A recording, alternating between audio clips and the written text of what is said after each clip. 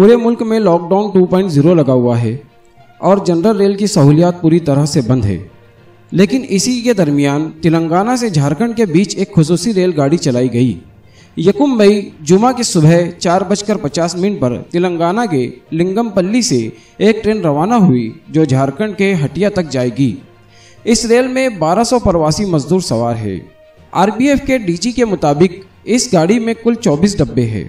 Railway महकमे ने अपनी तरफ से कहा कि ये ट्रेन तेलंगाना सरकार की अपील और रेल मंत्रालय के हुक्म के मुताबिक चलाई गई है और इसके लिए सभी तरीकों की हिफाजती इक़दाम किए गए हैं, जैसे मुसाफिरों की पहले स्क्रीनिंग की गई, स्टेशन और ट्रेन में सोशल डिस्टेंसिंग का ख्याल रखा गया।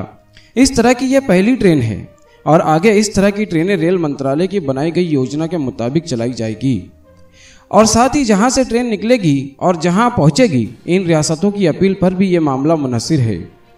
ऐसे तो हर कोच में 72 मुसाफिरों की जगह होती है, पर इस ट्रेन में सोशल डिस्टेंसिंग को मद्देनजर रखते हुए एक कोच में सिर्फ 50 मुसाफिरों को ही बिठाया गया है।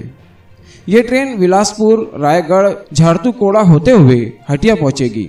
लोगों की हिफाजत के लिए इस ट्रेन में आरपीएफ के जवानों को तैनात किया गया है और वो भी हाथों में दस्ताने और मुंह पर मास्क पहने रहेंगे।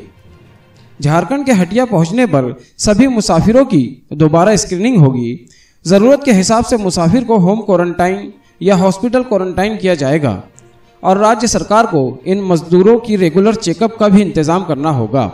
रेल मंत्रालय के मुताबिक मुस्तकबिल में भी ऐसी ट्रेनें चलाने पर सोच विचार चालू है।